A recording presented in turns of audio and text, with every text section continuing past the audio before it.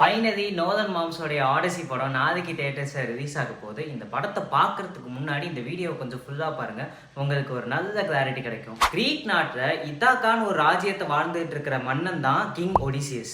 அவருக்கு ஃபெலனோப்பின்னு ஒரு மனைவி, புதுசா பிறந்த பையன் டெலமாக்கஸ், நம்ம ஸ்பைடர்மேன். ட்ராய் மக்களை எதிர்த்து ட்ராஜன் வார்னு ஒரு வாருக்கு போயே ஆகணுன்ற சூழ்நிலையில ஒடிசியஸ் இருப்பாரு.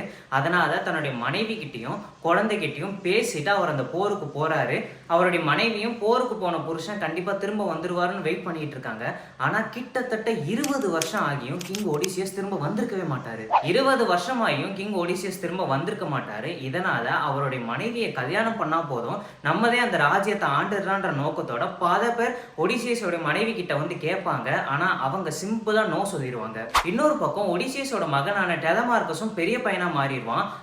அவனுடைய அப்பாவை எப்படியாச்சும் தேடி கண்டுபிடிப்பேன்னு குறிக்கோளோடய சுத்திட்டு இருப்பான். இதுக்கிடையில 20 வருஷமா காணாம போன ஒடிசியஸ்க்கு என்ன ஆச்சுன்றத இப்ப சொல்றேன். ட்ராஜன் வாருக்கு போன அரசர் ஒடிசியஸ் அந்த போரை ஜெயிச்சு முடிக்கவே கிட்டத்தட்ட அவருக்கு 10 வருஷம் ஆயிருக்கும். அந்த 10 வருஷத்தோட முடிவுல அவருக்கு ஒரே ஒரு எண்ணம் தான் இருக்கும், எப்படியாவது தன்னுடைய சொந்த வீட்டுக்கு போகணும், தன்னுடைய மனைவி குழந்தைகிட்ட நாட்களை ஸ்பெண்ட் பண்ணணும்ன்றது தான் அவருடைய இலக்கா இருக்கும். இதனால மிச்சம் இருக்கிற படைகள் எல்லாத்தையும் வச்சுக்கிட்டு ஒரு குகைக்கு போறாரு. ஆனா அங்கதான் ஒரு பெரிய அசம்பாவிதமே நடக்குது. அந்த குகைக்குள்ள ஒரு அரக்கம் மொத்தம் இருப்பான். அவன் ஒடிசியஸையும் அவருடைய படையும் மொத்தமா கைகளை பிடிச்சிருவான். அந்த படை வீரர்கள் ஒருத்தரையா கொண்டு சாப்பிட்டுக்கிட்டு இருப்பான். இதை எப்படியாவது தடுக்கணும்னு சொல்லி ஒடிசியஸ் தந்திரமா அவன் கிட்ட பேசி அவனுடைய ஒரு கண்ணை காயப்படுத்தி அந்த குகையிலிருந்து தப்பிச்சிருவாரு.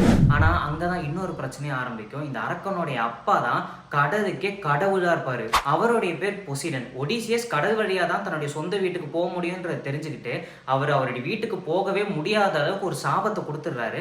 அந்த சாபத்தின் விளைவா இன்னொரு 10 வருஷம் அவருக்கு கடல்லையே போயிருது. ஒரு வழியா ஒடிசியஸ் தன்னுடைய வீட்டுக்கு போனாரா இல்லையா, அவருடைய ராஜ்யத்துக்கு என்ன ஆச்சுன்றதை நீங்க படம் பார்த்து தெரிஞ்சுக்கோங்க. ஒன்ஸ் நோலன் இந்த கதையை படமா எடுக்க போறாருன்றப்போ மிகப்பெரிய எதிர்பார்ப்பு கிரியேட் ஆச்சு. ஆனா அதன் விளைவா ட்ரெய்லர் வந்தப்போ அதுக்கு ஏத்த மாதிரி கான்ட்ரவர்சிஸும் கிளம்பிச்சு.